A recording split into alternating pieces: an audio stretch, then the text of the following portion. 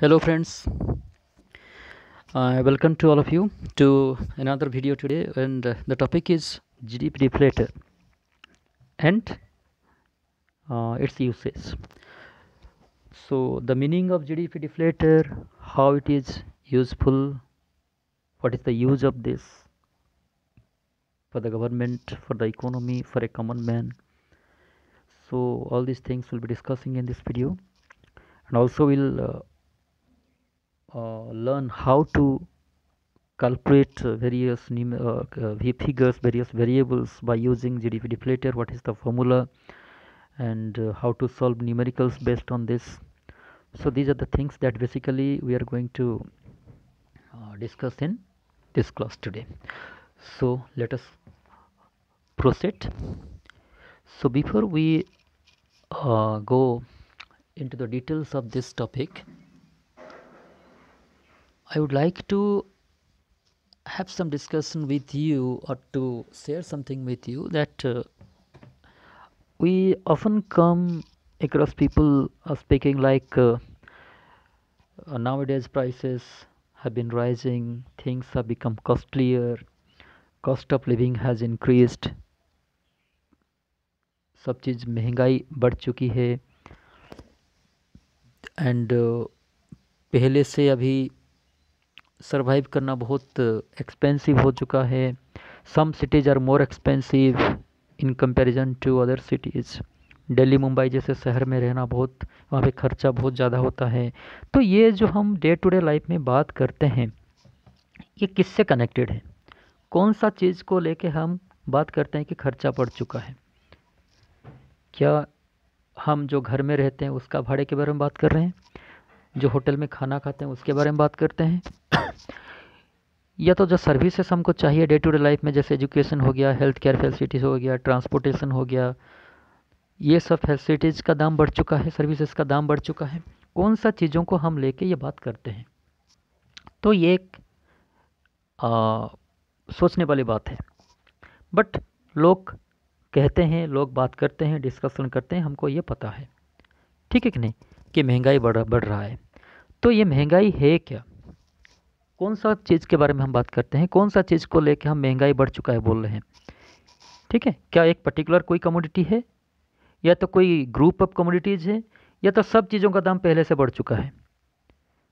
ठीक है, तो जब हम इसके बारे में सोचते हैं तो हमको कुछ ना कुछ चाहिए बात को अच्छी तरह से समझने के लिए. तो वहाँ पे हमको ये जो जीडीपी डिफ्लेटर नाम का जो चीज़ है वो हमको हेल्प करेगा समझने के लिए कि महंगाई क्या है, कैसे बढ़ रहा है.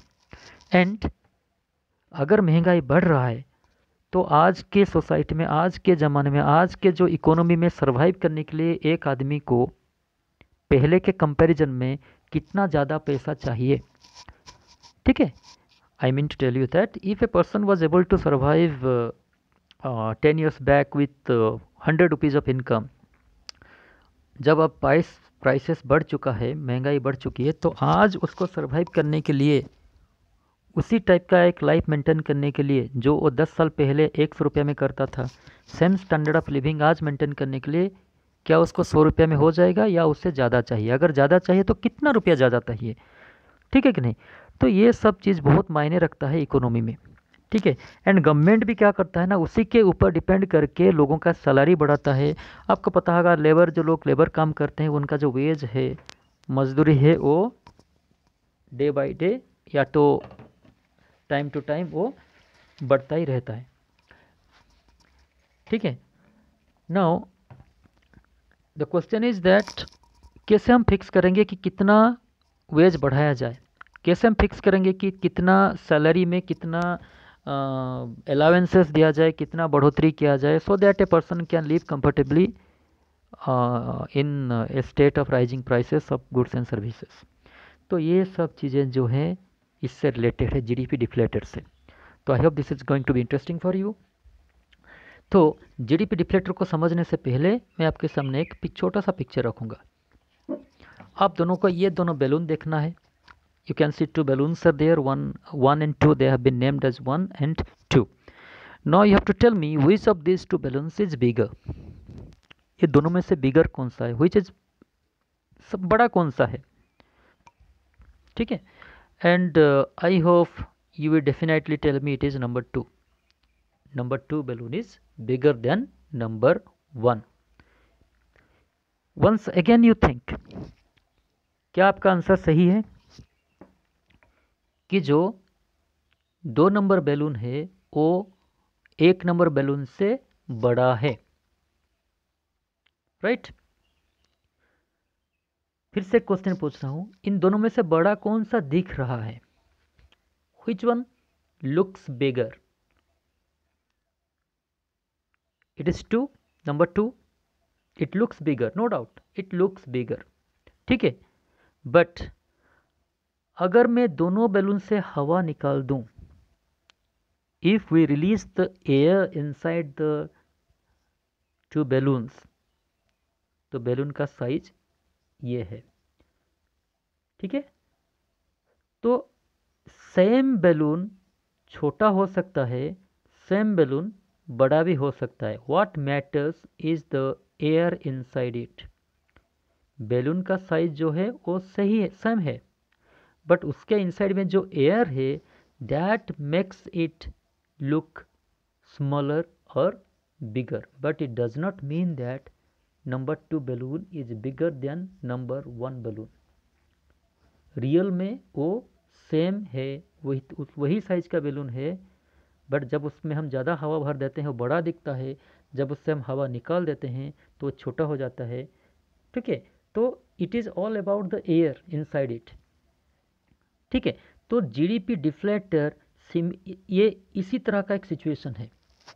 जीडीपी डिफ्लेटर का मतलब वही है कि जब हम जीडीपी को देखते हैं, हमारा जीडीपी बहुत बढ़ चुका है, क्या एक्चुअली में जीडीपी बढ़ा है या तो कोई ऐसा चीज़ है जो कि हमारा जीडीपी को बड़ा दिखा रहा है, ठीक है कि नहीं? अगर हम बैलून को जीडीपी मान लेते हैं, चलो मान लेते हैं कि ये जो बैलून है ये हमारा जीडीपी है, ये जो बैलून है ये हमारा एक्चुअल जीडीपी इतना है, ठीक है? Means total production of the country is suppose 10.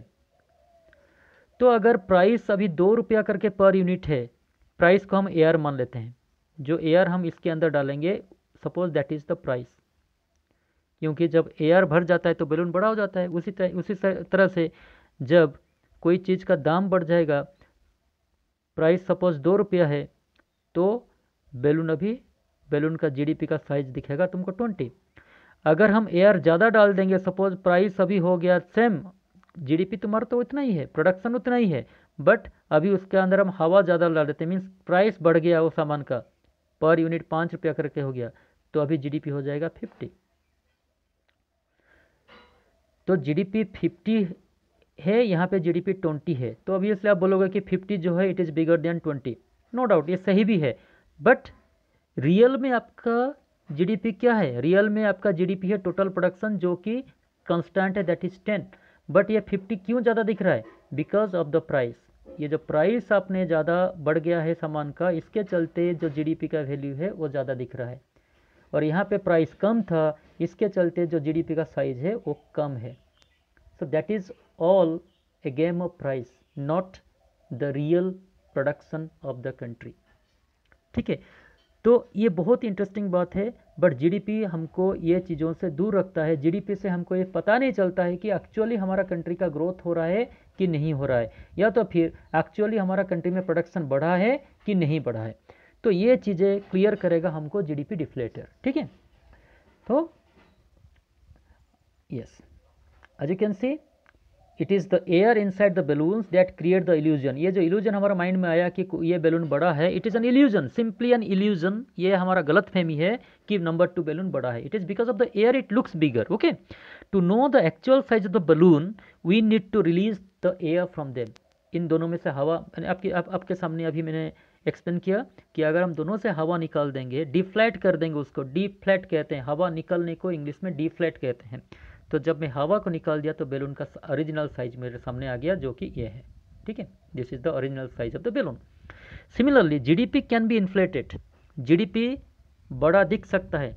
अभी जो मैंने आपके सामने रखा उसका एग्जांपल इलस्ट्रेशन मैंने किया कि जीडीपी सेम प्रोडक्शन होते हुए आपका जीडीपी ज़्यादा हो सकता है, जीडीपी कम भी हो सकता है, all depends upon the price, ठीक है? तो price is the factor that can increase the GDP, that can reduce the GDP, size of the GDP, but that does not indicate the real increase or increase in the real production or goods and services in the economy.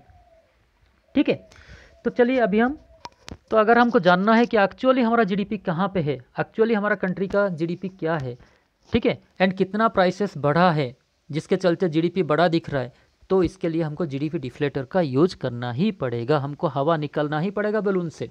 ठीक है, that is called deflator. सो ये GDP को हम कैसे deflate करेंगे, उसका technique भी है। तो पहले हम समझेंगे जीडीपी डिफ्लेटर का मतलब क्या होता है। GDP deflator is the price index that measures inflation और डिफ्लेशन। मैंने कहा अभी आपको कि कितना प्राइस बढ़ा है, कितना प्राइस या तो घटा है, जिसके चलते जीडीपी में अंतर आ रहा है, वो जो मेजरमेंट है उसको कहते हैं जीडीपी डिफ्लेटर। ठीक है, so GDP deflator is a index, it is just an index and that index tells us what is the rate of inflation, price कितना बढ़ा हुआ है पहले से, या तो रेट ऑफ डिफ्लेशन, प्राइस पहले से कितना कम हुआ है। ऐसा ज़रूरी नहीं कि हमेशा बढ़ेगा, कभी कभी कम भी हो सकता है बट दोनों चीज़ों को हम जीडीपी डिफ्लेटर को यूज करके कैलकुलेट कर सकते हैं। एंड जीडीपी डिफ्लेटर का फॉर्मूला आपको यहाँ पे देख रहे होंगे, ratio of nominal GDP to real GDP. Nominal GDP divided by real GDP हम जब करते हैं उसको मल्टीप्लाई करेंगे 100 के साथ, तो हमको मिलेगा GDP deflator. Okay, now GDP deflator is a factor by which nominal GDP is adjusted to calculate real GDP. ठीक है, नॉमिनल जीडीपी जो कि करेंट ईयर का जीडीपी है at current prices, current year GDP at current prices, उसको हम कहते हैं नॉमिनल जीडीपी, जो कि बहुत ज़्यादा हो भी सकता है। क्यों? क्योंकि प्राइसेस बढ़ चुका है। बट जब if you want to know the real GDP of the economy, तो नॉमिनल जीडीपी को एडजस्ट करना पड़ेगा रियल जीडीपी में, एंड रियल जीडीपी करने के लिए हमको जीडीपी डिफ्लेटर का जरूरत पड़ेगा। ठीक है, तो nominal GDP is adjusted to calculate real GDP, it adjusts gross domestic product by removing the effect of rising prices. तो वो हम कैसे कर पाएंगे, तो कितना प्राइस बढ़ा है उसको हम अवॉइड करके बेस ईयर में करेंट ईयर का आउटपुट जो है उसका बेस ईयर का जो प्राइस है उसका कंपैरिजन में what is the value of the GDP, that is called real GDP. ठीक है, मैं आपको थोड़ा सा एग्जाम्पल यहाँ पे दूंगा। ये देखिए, तो ईयर 2001 में यहाँ पे मैंने ईयर लिया है, क्वांटिटी लिया है, प्रोडक्शन लिया है, प्राइस लिया है एंड जीडीपी लिया है। 2001 में सपोज प्रोडक्शन था 100 एंड प्राइस था 2, तो जीडीपी था 200 इन द ईयर 2001। 2010 में सेम चीज़ का प्रोडक्शन कम होके 60 हो गया है, प्रोडक्शन कम हुआ है, प्लीज़ नोट इट, प्रोडक्शन पहले से कम हुआ है बट उसका प्राइस बढ़ चुका है। प्राइस बढ़ने का कारण कुछ भी हो सकता है, ठीक है, पॉपुलेशन बढ़ रहा है and that's why price is rising. तो प्राइस बढ़ के 5 रुपये हो गया है, जिसके चलते जीडीपी बाय डिफॉल्ट ये हो गया है 300 रुपीज़। तो यहाँ पे 300 जीडीपी जो करेंट ईयर का जीडीपी है 2010 में, that is called nominal GDP. ठीक है कि नहीं, ये 300 है।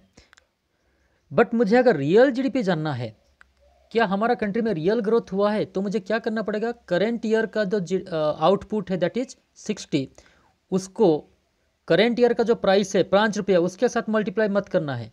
हम उसको, ये प्राइस तो पहले से बढ़ा हुआ है, 3 रुपया 2 रुपया था, अभी 3 रुपया बढ़ चुका है and the price is now 5 rupees. And ये प्राइस बढ़ने के चलते अभी क्या हो रहा है, जीडीपी ज़्यादा आपको दिख रहा है, तो ये प्राइस इफेक्ट को हमको नील करना है। कितना प्राइस बढ़ा है उसको हमको कैलकुलेट नहीं करना है, तो पहले उसका प्राइस कितना था। तो अभी हम देख रहे हैं कि ये चीज़ का प्राइस पहले जो था 2 रुपया था, तो करेंट ईयर का आउटपुट को बेस ईयर का प्राइस में उसको मल्टीप्लाई करेंगे 60 इंटू 2, यहाँ पे हमारा जीडीपी दिख रहा है 120। This is called the real GDP of the economy. ठीक है कि नहीं, तो रियल जीडीपी कैलकुलेट करने में हमको हेल्प करता है। And GDP deflator will tell you कि कितना प्राइस पहले से बढ़ा हुआ है, जिसके चलते जो जीडीपी आपका 120 होना चाहिए था वो अभी 300 हो गया है। And this has become possible due to the rise in prices. तो प्राइस कितना बढ़ा है that can be calculated with the help of GDP deflator, right. Okay, so will go back to the topic. Now, GDP deflator is also called implicit price deflator. Implicit price, GDP जो बड़ा हमको दिख रहा है, जैसे मैं balloon का example आपको दिया, बैलून बड़ा क्यों दिख रहा है? क्योंकि उसके अंदर कुछ प्राइस, उसके अंदर कुछ एयर है जो हमको दिख नहीं रहा है। हमको बैलून दिख रहा है बट एयर जो है उसके चलते बैलून बड़ा दिख रहा है। उसी तरह से जो करेंट ईयर का जीडीपी अगर हमारा बहुत बड़ा फिगर है but it is due to the rise in prices, वो हमको नहीं दिख रहा है, हमको खाली जीडीपी दिख रहा है। ठीक है कि नहीं? तो इम्प्लिसिट का मतलब जो हिडन प्राइस इफेक्ट, प्राइस बढ़ चुका है, इसके चलते आपका आउटपुट घट गया है, फिर भी आपका जीडीपी बढ़ा हुआ है because of the rise in prices, that is not visible anywhere in the GDP, we just see the figure, total figure of the GDP. तो that is why it is called implicit price deflator. जो technique से हम वो price effect को निकालेंगे उसको कहते हैं जीडीपी डिफ्लेटर। तो ये रहा उसका फॉर्मूला, जीडीपी डिफ्लेटर का फॉर्मूला क्या है? तो the way to calculate GDP deflator is nominal GDP calculate कीजिए, as you all know, nominal GDP divided by real GDP multiplied by 100। तो ये टेक्निक से आपको पता चल जाएगा कि जीडीपी डिफ्लेटर का वैल्यू क्या है। And very soon we are going to just see some numericals. Okay, next. तो यही फार्मूला से हम डिराइव कर सकते हैं। अगर ये रहा आपका जीडीपी डिफ्लेटर का फार्मूला, अगर ये है तो इसमें से हम रियल जीडीपी को डिराइव कर सकते हैं। तो real GDP is equal to nominal GDP divided by GDP deflator. Nominal GDP को जीडीपी डिफ्लेटर का वैल्यू में, जीडीपी डिफ्लेटर का some here it is also called price index. कोई क्वेश्चन में आपको प्राइस इंडेक्स भी दिया होगा, and just understand that price index means your GDP deflator. Okay, जो प्राइस इंडेक्स है, क्योंकि GDP deflator is a price index, पहले भी मैंने आपको कहा कि ये प्राइस इंडेक्स है, प्राइस कितना बढ़ रहा है कितना घट रहा है उसी का जो इंडेक्स है उसको कहते हैं जीडीपी डिफ्लेटर। तो रियल जीडीपी कैलकुलेट हम कैसे करेंगे? नॉमिनल जीडीपी का value divided by GDP deflator का वैल्यू मल्टीप्लाइड बाय 100। तो ये है formula of calculating real GDP. Then nominal GDP similarly we can derive, nominal GDP is equal to real GDP multiplied by GDP deflator value divided by 100, right. So ये तीन technique है, तीन formula है, ये formula से आप कोई भी चीज़ को कैलकुलेट कर सकते हो। ओके, तो अभी हम न्यूमेरिकल्स समझेंगे। हमारे सामने ये क्वेश्चन दिया हुआ है। क्वेश्चन में दिया हुआ है कि nominal GDP that is GDP at current prices is given as 40,000, GDP at current prices is given 40,000, GDP deflator value is given 125, जो प्राइस इंडेक्स है वो 125 है। हमको कैलकुलेट करना है क्या? Real GDP. तो हम क्या करेंगे? फार्मूला अप्लाई करेंगे, real GDP is equal to nominal GDP divided by GDP deflator multiplied by 100। Formula हमने अप्लाई किया, उसके बाद उसका वैल्यू सब्सटीट्यूट करेंगे जो क्वेश्चन में दिया हुआ है। तो 40,000 मेरा था नॉमिनल जीडीपी, ये रहा 40,000 divided by GDP deflator value था 125, मल्टीप्लाई मैंने किया उसको 100 के साथ। तो मेरा जो आंसर निकला वो है 32,000। तो 32,000 क्या है? It is the real GDP of the economy. ठीक है, real GDP of the economy is 32,000। By applying the formula I could calculate that. Now इससे क्या कंक्लूजन क्या होता है? What do you infer from this? इससे क्या हमको पता लग रहा है? इससे यह पता लग रहा है कि रियल जीडीपी का मतलब होता है कि यहाँ पे हम एक चीज़ देख रहे हैं, नॉमिनल जीडीपी जो है 40,000 है, नॉमिनल जीडीपी यहाँ का था 40,000, मीन्स करेंट ईयर का आउटपुट जो है एट करेंट प्राइसेस वो 40,000 है, which is more then the real GDP of the economy that is 32,000। तो नॉमिनल जीडीपी यहाँ पे ज़्यादा हो रहा है रियल जीडीपी से। रीज़न क्या है? It is all due to the price hike in the current year. Current year में प्राइसेस बढ़ चुका है। मैंने कहा आपको कि जब प्राइस बढ़ता है चीज़ों का तब नॉमिनल जीडीपी रियल जीडीपी से ज़्यादा होता है, तो प्राइसेस बढ़ा हुआ है। दैट इज़ वाई जो चीज़ पहले 32,000 में मिलता था उसी चीज़ को अभी खरीदने के लिए हमको 40,000 रुपया चाहिए, मतलब 8,000 रुपया हमको ज़्यादा चाहिए वही सामान को खरीदने के लिए। ठीक है, दैट मीन्स 8,000 रुपया महंगा हो चुका है एक सामान जिसका दाम पहले 32,000 था। तो इसको हम कहते हैं inflation. This is called inflation in the economy. तो अगर मुझे यहाँ पे ये जानना है कि प्राइसेस कितना बढ़ा है, ठीक है, कितना % प्राइस बढ़ा है, पहले तो 32,000 में मिलता था, अभी 40,000 हो गया है। ओके, 8,000 रुपया ज़्यादा देना पड़ रहा है, तो कितना परसेंटेज के हिसाब से कितना प्राइस बढ़ा है, तो ये रहा आपके सामने। The percentage increase in the price is, हमारा जीडीपी का जो इंडिकेटर था, डिफ्लेटर था, उसका वैल्यू क्या था, जीडीपी डिफ्लेटर का वैल्यू था 125। ठीक है, हमेशा याद रखिए जीडीपी डिफ्लेटर का वैल्यू से हमेशा 100 को माइनस कीजिए। 100 जो है हमेशा बेस ईयर को 100, बेस ईयर का प्राइस को 100 हम मान के चलते हैं। तो बेस ईयर को अगर माइनस करेंगे तो निकल रहा है 25%। तो इसका अर्थ ये हुआ कि पहले के कंपैरिजन में प्राइस जो है वो 25% बढ़ा हुआ है। अगर आप यहाँ इस तरह से भी कैलकुलेट करोगे तब भी आपको पता चल जाएगा कि, ठीक है, तो 40,000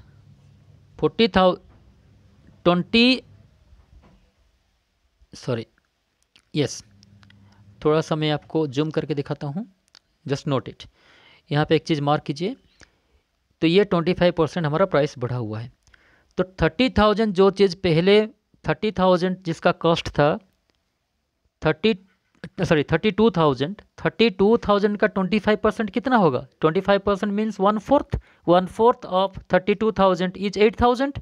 तो 8,000 प्राइस बढ़ा हुआ है, तो 32,000 plus 8,000, now the price stands 40,000. So this is the technique of deflator. ठीक है, तो what conclusion we derive from this, that 25% price rise has taken place in the economy. That's why the thing has become costlier and we have to pay 25% more price today. What we are able to purchase at 32,000 before, now we are paying 40,000 for the commodity. ठीक है, तो ये रहा उसका conclusion. This means that the cost of the thing which was 32,000 before now costs 40,000 due to the rise in the price level by 25%. Okay, और एक numerical है, this is another numerical, just to make the concept clear to all of you, I have taken 2 numericals here. Okay, so यहाँ पे question दिया है, if the GDP at constant prices मतलब real GDP, always remember constant GDP at constant price means real GDP, constant prices and GDP at current prices nominal GDP are 1,50,000 and 1,20,000 respectively. मतलब real GDP हमारा है 1,50,000, nominal GDP is given 1,20,000. तो एक चीज़ आपने note किया कि nominal GDP जो है यहाँ पे, रियल जीडीपी जो है it is more than nominal GDP, it is just the opposite of the previous question. यहाँ पे real GDP is more than nominal GDP, that is 1,50,000 is more than 1,20,000। हमको calculate क्या करना है, you have to calculate the price index of the country. ठीक है, also you have to state about the changes in the average price level, price index calculate करना है, उसके बाद हमको बताना है कि एवरेज ट्रेंड ऑफ प्राइसेस क्या है इकोनॉमी का। तो चलिए देखते हैं उसका कैलकुलेशन कैसे होगा। राइट, so price index का formula as you all know, it is nominal GDP divided by real GDP multiplied by 100. Price index means GDP deflator का वैल्यू हम जब कैलकुलेट करते हैं तो नॉमिनल जीडीपी को हम डिवाइड करेंगे रियल जीडीपी का वैल्यू में, उसको मल्टीप्लाई करेंगे 100 में। तो यहाँ पे मैं जब वैल्यू का सब्सटीट्यूट करूँगा 1,20,000 divided by real GDP 1,50,000 multiplied by 100, तो उसका आंसर निकल रहा है 0.8 इंटू 100 इज इक्वल टू 80। तो जीडीपी डिफ्लेटर का वैल्यू यहाँ पे निकला कितना, 80। तो मुझे अभी जानना है कि प्राइसेस बढ़ा है कि कम हुआ है compare to previous year, base year, अभी जो चीज़ों का दाम बढ़ा हुआ है या कम है। तो ये जानने के लिए मुझे क्या करना पड़ेगा, जो जीडीपी डिफ्लेटर का वैल्यू निकला उससे 100 को माइनस करना पड़ेगा, जो कि बेस ईयर का प्राइस है 100। तो 80 माइनस 100 मेरा आंसर अभी यहाँ पे आ रहा है -20। आपको दिख रहा होगा ये -20 आंसर आ रहा है। -20 का अर्थ ये हुआ कि 20% जो है प्राइस पहले से कम हुआ है। माइनस में मतलब प्राइस कम हो रहा है, अगर पॉजिटिव निकलता है तो प्राइस बढ़ रहा है। ठीक है, अगर जीरो निकलता है, अगर ये जीडीपी डिफ्लेटर का वैल्यू कभी भी जीरो निकलेगा तो you have to understand that prices जो है कांस्टेंट है, कोई भी चेंज नहीं हुआ है। ओके, तो यहाँ पे क्योंकि -20 आ रहा है तो it means that there has been a deflation by 20%, that is prices have fallen 20% compare to previous year prices, जो कि 20% ऑफ 1,50,000 इज कितना हो गया 30,000 प्राइस पहले से कम हो गया है। 1,50,000 का 20% कितना होगा 30,000। तो जो चीज़ हमको पहले 1,50,000 में मिलता था अभी वो चीज़ 30,000 रुपया कम में मिल रहा है। 20% प्राइस जो कम हो गया है इसके चलते, एंड अभी वो चीज़ का दाम हो गया है 1,20,000, जो कि हमारा नॉमिनल जीडीपी है। तो ये था कंक्लूजन, ये हमने कंक्लूड किया कि प्राइसेस जो है पहले के कंपैरिजन में कम हुआ है। तो अभी हम देखेंगे यूसेज और importance of GDP deflator. GDP deflator का यूज़ हम कैसे करते हैं और उसका सिग्निफिकेंस क्या है फॉर द इकोनॉमी। ठीक है, चलिए तो पहले आप देखो जीडीपी डिफ्लेटर। तो एक चीज़ वेरी क्लियर हो गया होगा आपको, it must have been very clear to all of you that it shows the extent to which the increase in gross domestic product has happened on account of higher prices rather than increase in output। GDP deflator से हमको एक चीज़ पता चलता है कि जो current year का GDP है, जो जीडीपी ग्रॉस डोमेस्टिक प्रोडक्ट है, वो जो आइदर बढ़ा है या तो कम हुआ है ड्यू टू प्राइस इफेक्ट। तो कहाँ तक price, to what extent price has an impact on the GDP of the economy, we can understand that from the GDP deflator कि प्राइसेस कंपेयर टू पहले बढ़ा है या घटा है, एंड जिसके चलते जीडीपी में कुछ डिफरेंस आया है।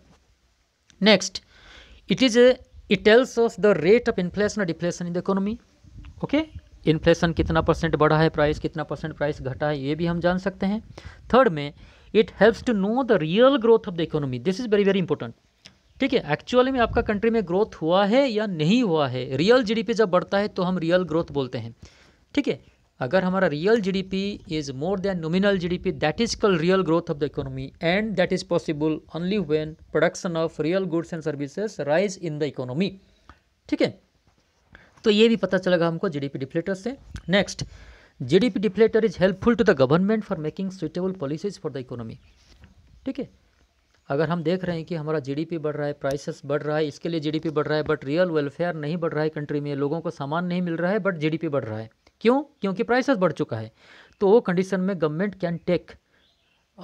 Can use the GDP deflator and find out the rate of inflation और deflation in the economy, and accordingly government can design a suitable plan, suitable strategy to tackle the situation and to bring down the economy into a stable and normal state. ठीक है, that is how the GDP deflator is very much useful. अभी हम एक चीज़ आपको पता होगा, consumer price index. Consumer price index, देखिए यहाँ पे मैं आपको बताना चाहूँगा कि कंज्यूमर प्राइस इंडेक्स जो है वो भी एक इंडिकेटर है। ठीक है, कंज्यूमर प्राइस इंडेक्स जिसको हम सीपीआई कहते हैं, that is also one indicator of, and that also tells us about the inflation और deflation rate in the economy. वो यूज होता है हमारे कंट्री में, and with the help of that we also can calculate the rate of inflation in the economy or rate of deflation in the economy. But one thing that is very much important here is that we have to find the difference between जब CPI use होता है तो GDP deflator क्यों use किया जाता है, and GDP deflator and CPI में difference क्या है। तो इससे पहले कि हम दोनों में अंतर देखें, first I will like to just give you some idea about consumer price index. CPI क्या है उसके बारे में थोड़ा सा आपको मैं हिंट करूंगा, then will go to the differences. देखिए, तो यहाँ पे हम जब लिखते हैं consumer price index,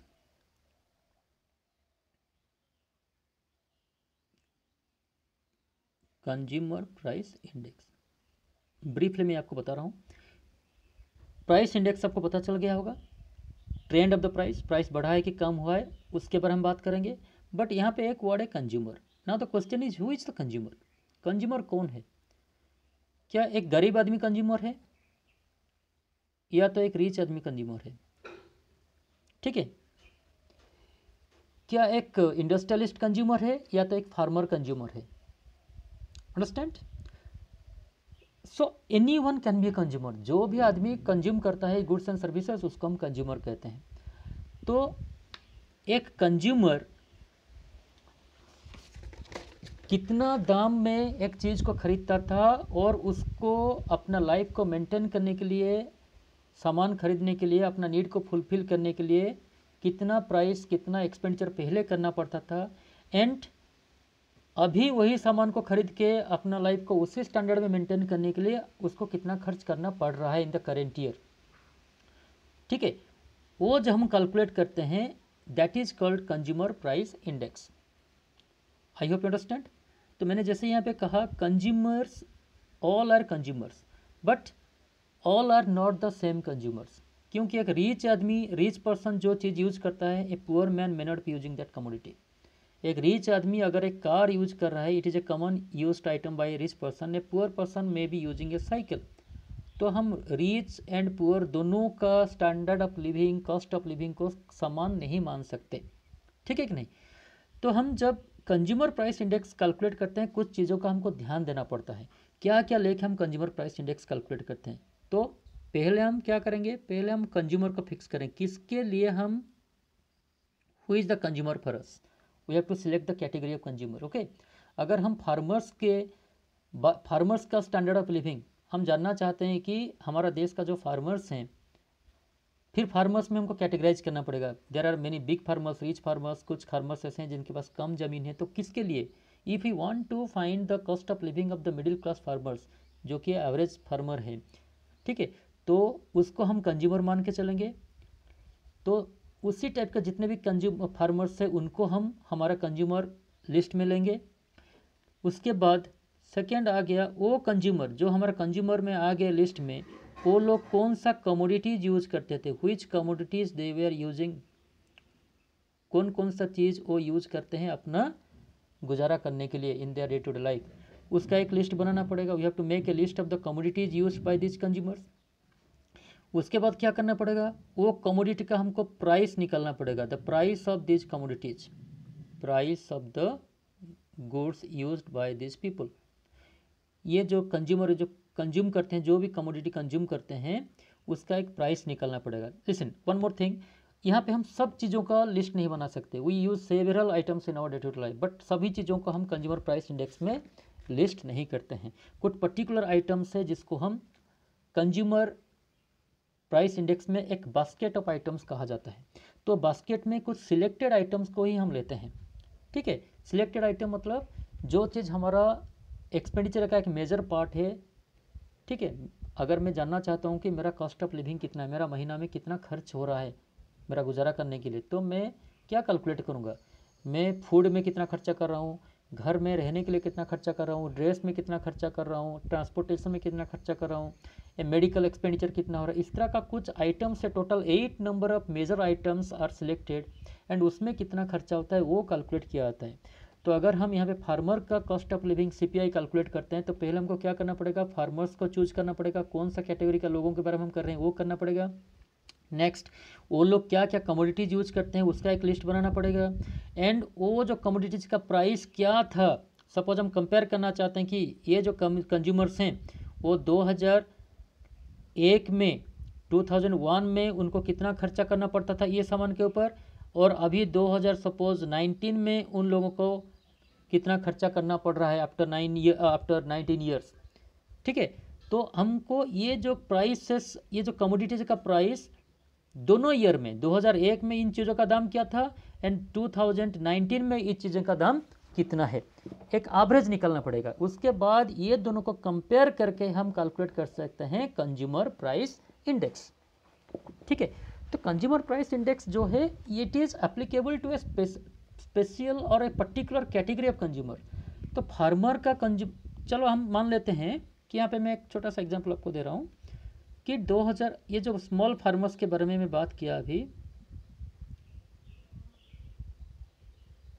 small farmers, इनका सपोज कॉस्ट ऑफ लिविंग था 2001 में, लेट मी से the cost of living was 500 rupees. Okay, and in the year 2019 the cost of living has now become 2000 rupees.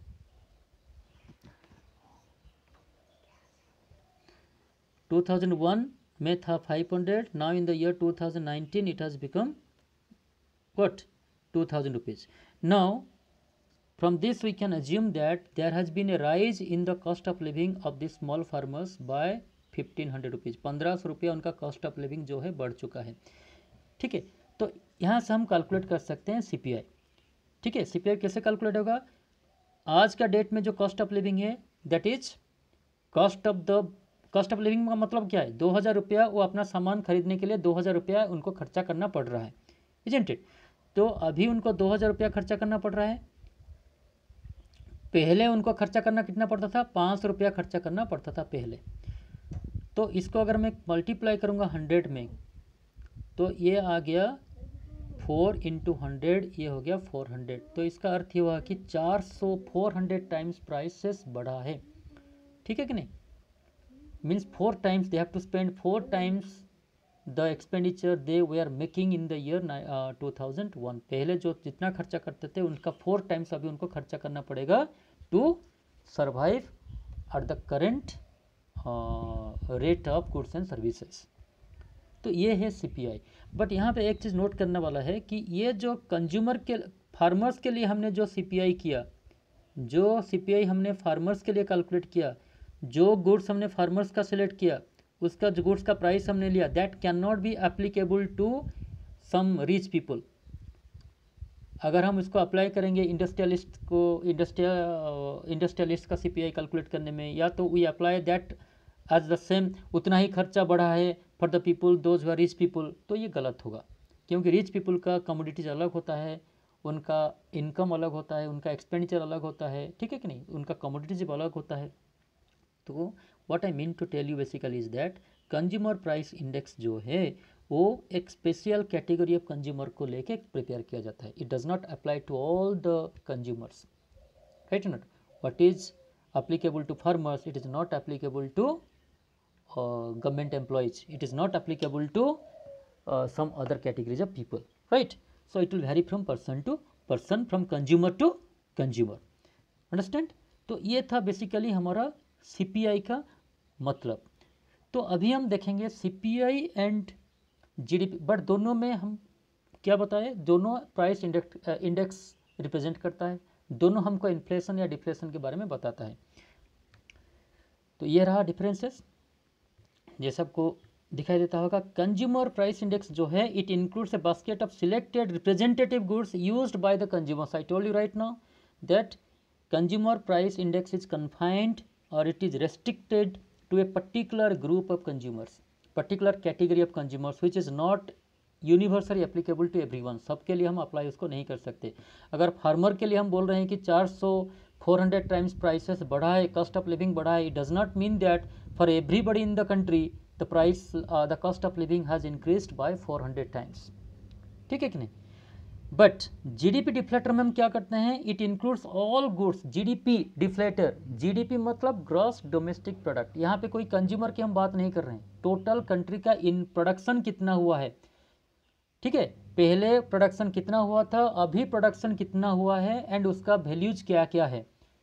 ठीक है कि नहीं? जब हम उसको कन्वर्ट करते हैं, रियल जीडीपी कैलकुलेट करते हैं, तब हमको जीडीपी डिफ्लेटर की ज़रूरत पड़ता है। यहाँ पे I repeat that here we don't divide the consumers on the basis of their income और on the basis of their standard of living. GDP stands for the entire or whole goods and services produced in the economy, whereas consumer price index is a reflector of a particular section of consumers. Next, CPI includes domestically produced goods as well as imports. एक consumer अपना देश का कुछ commodity product use कर सकता है, या तो फॉरेन कंट्री से इंपोर्ट करके भी यूज कर सकता है। तो जो भी सामान वो यूज करता है that will be a part of the list of the items that we choose. और जो बास्केट में हम कुछ आइटम को सिलेक्ट करते हैं, उस आइटम का प्राइस हम कैलकुलेट करते हैं, तो वो जो बास्केट हम सिलेक्ट करते हैं उसमें आपका डोमेस्टिकली प्रोड्यूस्ड गुड भी हो सकता है या तो इम्पोर्टेड गुड भी हो सकता है। ठीक है, in CPI calculation. But GDP deflator में जब जीडीपी डिफ्लेटर हम यूज करते हैं, GDP means gross domestic product, domestically produced goods and services को ही कैलकुलेट किया जाएगा। Here we don't include any item that is imported from foreign countries. So this is a clear cut difference between CPI and GDP deflator. Next, consumer price index जो है it is published monthly, whereas GDP deflator it is published quarterly or once in 3 months.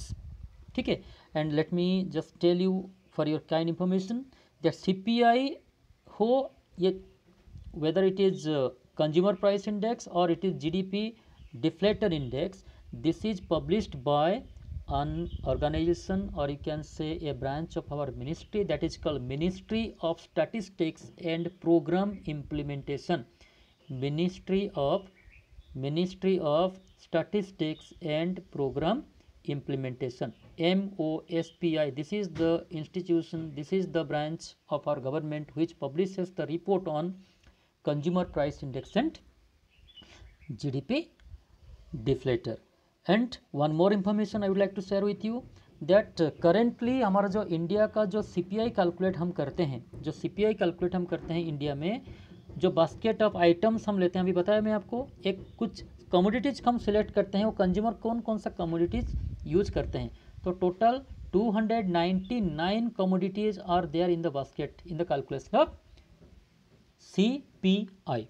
ठीक है, and पहले क्या था, पहले हम WPI नाम का एक चीज़ भी यूज करते थे. WPI means wholesale price index, जहाँ पे कमोडिटीज़ का प्राइस होलसेल रेट में कैलकुलेट किया जाता है. होलसेल रेट का प्राइस जो है वो हम वो कलेक्ट करके काउंट करते थे. ठीक है, बट फ्रॉम द ईयर 2013 से हमारा गवर्नमेंट ने क्या किया है, WPI was use to calculate inflation in the economy. Wholesale rate में हम प्राइस को लेके इन्फ्लेशन रेट को कैलकुलेट करते थे पहले, बट 2013 से from the year 2013 we have been using CPI, consumer price index को यूज किया जाता है to calculate the inflation rate for different categories of people. Okay, is it clear? So this is the basic information about CPI and GDP deflator, and I told you how they are useful to us. So GDP deflator, CPI, ये जो चीज़ें हैं ये use होता है mainly for the calculation of DA, dearness allowance जिसको हम कहते हैं. थोड़ा सा इंफॉर्मेशन मैं आपके साथ और शेयर कर दूं. DA, dearness allowance. डियरनेस का मतलब होता है, डियरनेस का मतलब जब महंगाई बढ़ता है, सामान का दाम बढ़ जाता है, things become dear. Dear means become more expensive, costlier compare to before. तो लोगों को गवर्नमेंट क्या करता है ना, अलाउंस चल देता है. ठीक है, जो लोग गवर्नमेंट के लिए काम करते हैं, जो लोग कंपनी में काम करते हैं, वर्कर्स जो होते हैं, जब चीज़ों का दाम बढ़ता है तो उनका सैलरी भी बढ़ना चाहिए, तब जाके वो अपना नीड को फुलफिल कर पाएंगे. तो डियरनेस अलाउंस जो गवर्नमेंट देता है, डिक्लेयर करता है 2 times in year. Dearness allowance जो है साल में 2 बार डियरनेस अलाउंस दिया जाता है. एंड ये डिपेंड करता है किसके ऊपर, the rate of DA will depend upon the rate of inflation in the country, and the rate of inflation can be calculated by the help of CPI and GDP deflator. तो इससे आपको पता चल गया होगा कि how much important it is for the economy and for the government. तो CPI is use to fix the wage rate of the labourers. Labourer का वेज रेट फिक्स करने के लिए CPI यूज होता है.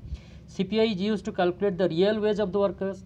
ठीक है, एक आदमी तो 500 रुपया इनकम सपोज उसको मिल रहा है, पहले उसको 300 रुपया मिलता था, बट अभी उसको 500 रुपया मिल रहा है, मतलब मनी टर्म में तो उसका वेज बढ़ चुका है, बट एक्चुअली में 500 रुपया में वो कितना सामान खरीद पाता है, that is called the real veg. तो रियल वेज कैलकुलेट करने के लिए हमको CPI की ज़रूरत पड़ेगा, फिगर का ज़रूरत पड़ेगा. And CPI is also useful in calculating the inflation rate in the economy and its impact on the people's cost of living. So basically this is the total idea about GDP deflator and consumer price index. So I hope you got some information through this video. It was useful to you, and if you have any comments to make, any kind of other information you need, please share it with me. I will try to make more videos like this to help you in getting better information. So I hope you like it, and we will be having more videos in coming time related to our economics, macroeconomics chapters. Till then, take care, and take care of your parents, your belongings, take care of your health. Have a nice day. Thank you.